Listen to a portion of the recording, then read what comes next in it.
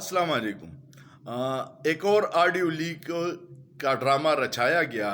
ये इस बात की निशानदही करती है कि जजेस दबाव में नहीं आए और इसलिए फिर इस्टेब्लिशमेंट ने उनके ऑडियो लीक्स फैमिली के शेयर करना शुरू कर दिया है।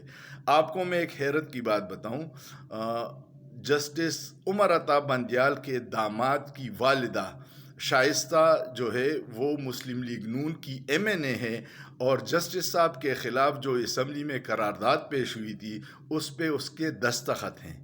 अब अगर रिश्तेदारियों पे जाएंगे तो बात बहुत दूर तक जाएगी।